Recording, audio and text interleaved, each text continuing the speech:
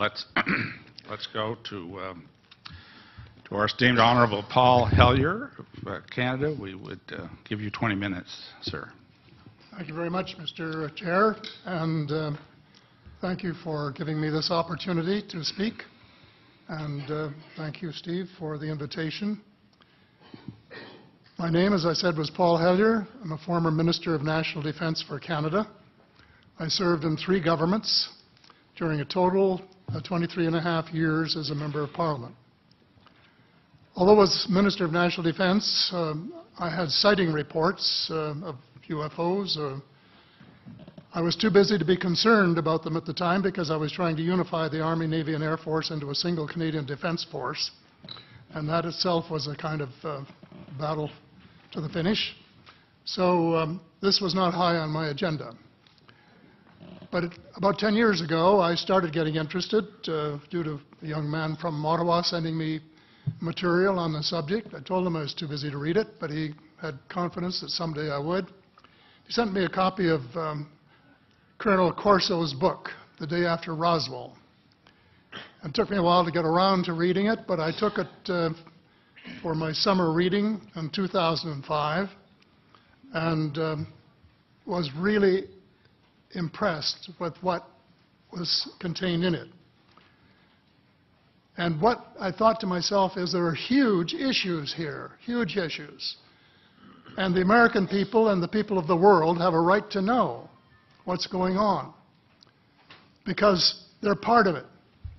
It's not just an isolated thing.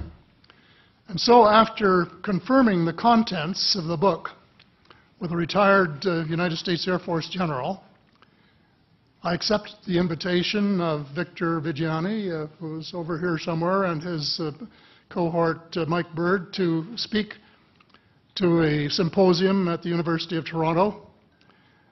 And I said, UFOs are as real as the airplanes flying overhead. That gave me the dubious distinction of being the first person of cabinet rank in the G8 group of countries to say so unequivocally.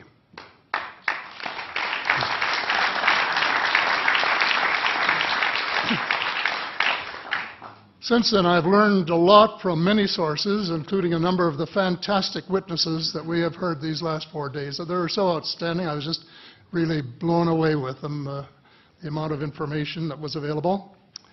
And I appreciate every single one of them. But because I'm not a ufologist, I'm a politician, there are only a few things that I want to add in that particular realm. First is that about in the 1960s sometime, there was a flotilla of UFOs headed south that crossed into NATO territory in Europe. And the Commander-in-Chief of the Supreme Allied Headquarters in Europe was naturally very shaken. Fortunately, or maybe divine providence, before the panic button was pushed, the flotilla turned around and headed back north. Obviously, they had thought maybe they were Russian and they were very concerned about it. Anyway, an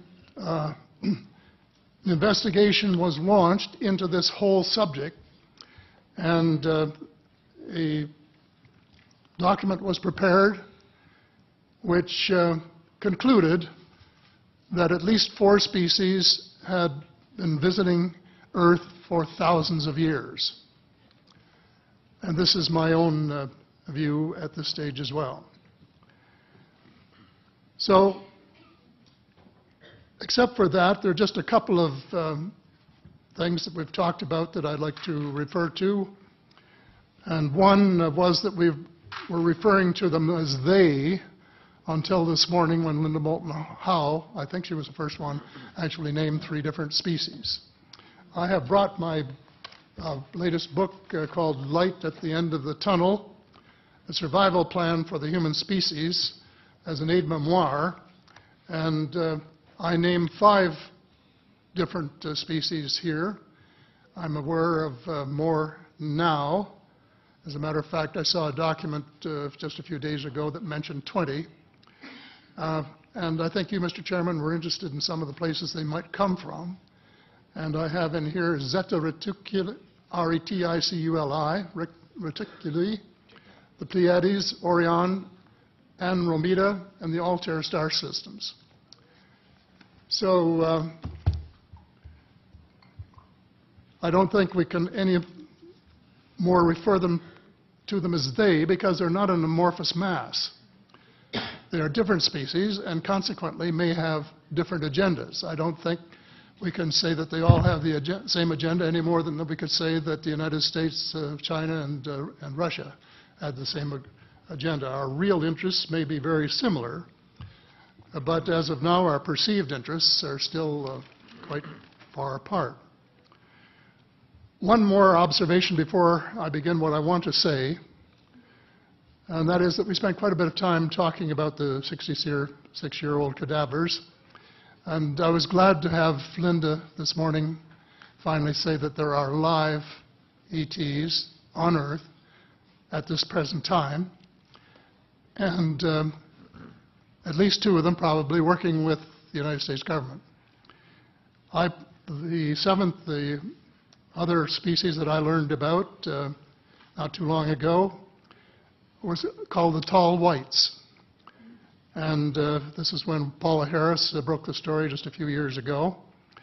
And through her good offices, I had the chance to talk for about 3 hours with former Airman Charles Hall and listen to this absolutely fascinating story of how he was working with, first of all, he was scared out of his skin, but after that, when he got to know them, how he was working with, and finally they became to trust each other and have a good working relationship with the tall whites at the gunnery range at Indian Springs in Nevada.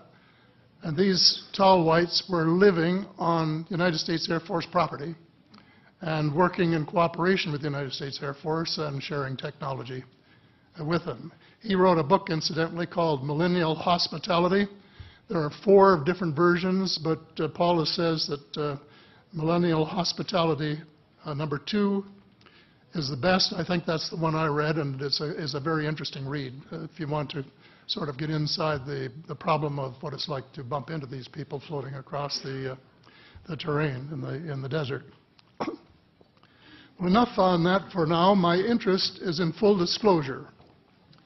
And my only caveat is I think probably I would say 95 to 98% full disclosure. I know of 1 or 2 things that I'm not sure should be in the public domain, at least yet. They will be someday, I'm sure, but not maybe immediately. But just as children survive the idea of the tooth fairy and Santa Claus when they become adult, I think that tax-paying citizens are quite capable of accepting the new and broader reality that we live in a cosmos teeming with life of various sorts. The fact that some other civilizations are more advanced than we are may be humbling, but that could be a necessary step in our survival.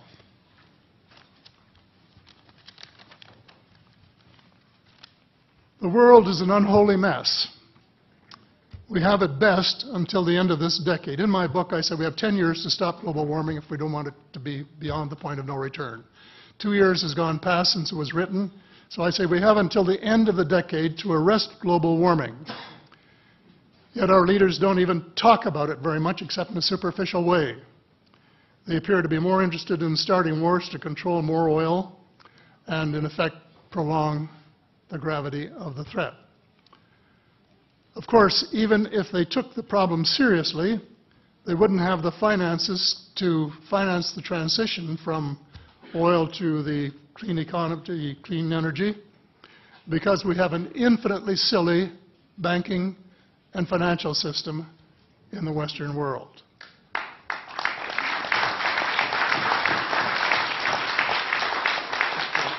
And the United States Congress, I regret to say, is partly responsible, and I'd be glad to elaborate on that later if you're interested.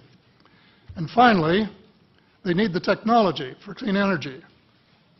And it exists, and it's being kept secret by the same vested interests who control our destiny. Who are these vested interests, and what are they up to? Well, Senator, you were talking about a military junta. In my opinion, that is true, but I have broadened and deepened the definition to cabal, and the cabal comprises members of the Three Sisters: the Council on Foreign Relations, the Bilderbergers, and the Trilateral Commission, the International Banking Cartel, the Oil Cartel, members of various intelligence organizations, and select members of the military junta, who together have become a shadow government of not only the United States, but of much of the Western world. The Council on Foreign Relations is the oldest of the Three Sisters, and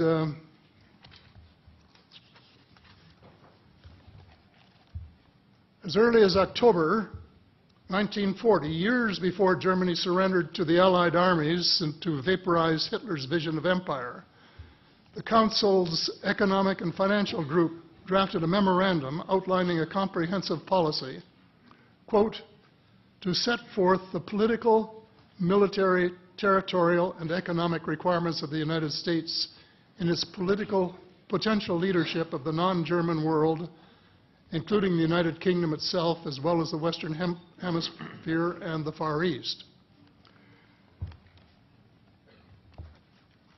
The Council made absolutely no effort to disguise,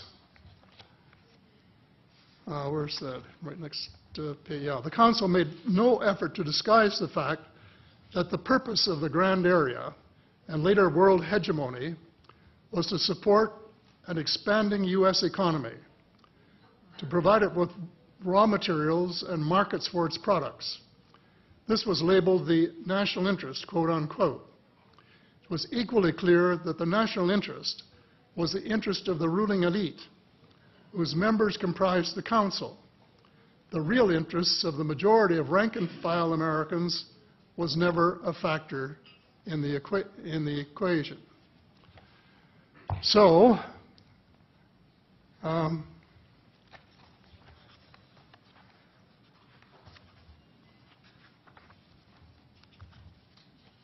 Mr. David Rockefeller, who was a member of all three of the sisters, is quoted as saying this at a meeting of the Bilderbergers in Europe. We are grateful to the Washington Post, the New York Times, Time magazine, and other great publications whose directors have attended our meetings and respected their promises of discretion for almost 40 years. It would have been impossible for us to develop our plan for the world if we had been subjected to the lights of publicity during those years. But the world is more sophisticated and prepared to march toward a world government. The supranational sovereignty of an intellectual elite and world bankers is surely preferable to the national autodetermination practiced in past centuries. He, of course, pretended he didn't say that, but the witness this is reported by Daniel Estulin, a thoroughly reliable reporter who has written the true story of the Bilderberger Group. And if you want to really get inside of what's been going on there for this long time, that's a good place to go. So anyway, you hear what Mr. Rockefeller said, and so there you have it. The aim of the game is a world government comprising members of the cabal who are elected by no one and accountable to no one. And according to Mr. Rockefeller, the plan is well advanced. Does this help you to understand why our civil rights are being taken away from us? I say us, because Canada too is included in the grand plan. A giant leap in the wrong direction followed the end of the Cold War.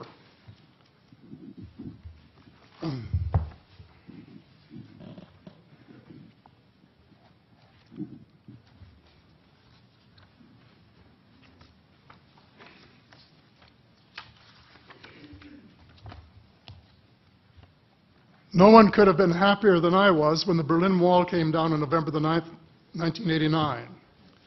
The elation on our side of the curtain was near universal and very significant on the other side as one country after another regained its freedom. Nearly everyone believed that it was the dawn of a new era of peace and prosperity for people everywhere. There was much talk of a peace dividend. The prospects were dazzling in their scope and diversity.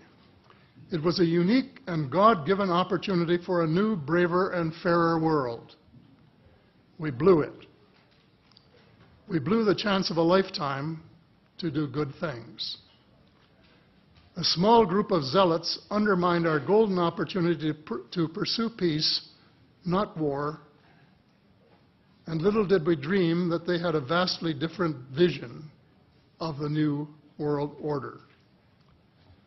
Their plan, which is now commonly known as the Project for a New American Century, included preventive wars in clear violation of international law, regime change wherever and whenever the U.S. desires, and if they can get away with it without excessive casualties, and the establishment of a kind of economic and cultural hegemony with America acting as constabulary, quote unquote. That was their word, globally. This was to be accomplished without authority of the United Nations and without the restraint of existing international treaties. It would involve a military buildup unprecedented in peacetime history and could trigger an arms race, which is precisely the opposite of the peace dividend that the world had rightly looked forward to. The Machiavellian scheme involved secret police, the curtailment of civil liberties in defiance of the U.S. Constitution, and a moribund economy operating way below its potential. Exactly those features for which the Soviet Union was held in contempt. The initial draft of the document was so controversial when it was leaked to the New York Times that it had to be rewritten, but it was not changed very much, just the cosmetics, enough to make it politically acceptable. So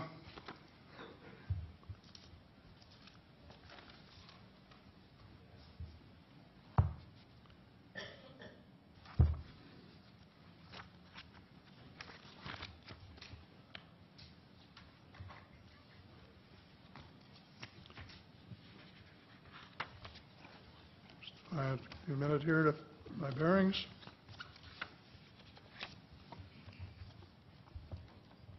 The document said this: well, it may have been easy to persuade President Bush to abandon his stated policy of not getting America more deeply involved in international affairs, but persuading the American people would be more difficult. Sophisticated Americans would question such a giant sea change in policy. The authors of Rebuilding America's Defenses, Strategy, Forces, and Resources for a New Century recognized this difficulty from the outset because their document contained the following sentence: further, I'm quoting, further, the process of transformation, even if it brings revolutionary changes, is likely to be a long one, absent some catastrophic and catalyzing event, like a new Pearl Harbor. Well, it wasn't too long before they got their catastrophic and catalyzing event. Terrorists struck the World Trade Center in New York and the Pentagon in Washington on September the 11th, 2011. And incidentally, they have removed the sentence about Pearl Harbor in the document that you can now get if you went to the internet to find it. Almost the whole world mourned. Canada mourned. The overwhelming majority of Muslims condemned the treacherous attacks. My sympathy for the friends and families of the injured and dead was genuine and unwavering to this day. My sympathy for the U.S. government began to grow a bit thin, however, when I heard President Bush cite the reasons for the attack. And I quote, "Why do they hate us?" he asked rhetorically in an address to the Congress. "They hate what they see right here in this chamber, democratically elected government. Their leaders are self-appointed. They hate our freedoms, our freedom of religion, our freedom of speech, our freedom to vote and assemble and disagree with each other." I felt sad when I heard the President's word. I assumed that he believed what he was saying. But if that were true, he was profoundly ignorant of the real thoughts and feelings of people in other parts of the world. If he wanted to hear the truth, he should have listened to Osama bin Laden, who was well informed concerning the origins of the kind of fanatical hatred of the United States which has led to such treachery. This is his version of events. Every Muslim must rise to defend his religion. The wind of faith is blowing, and the wind of change is blowing to remove evil from the peninsula of Muhammad. Peace be upon him. As to America, I say to you and its people a few words. I swear to God that America will not live in peace before peace reigns in Palestine and before all the army of infidels depart the land of Muhammad. Peace be upon him. That is clear enough.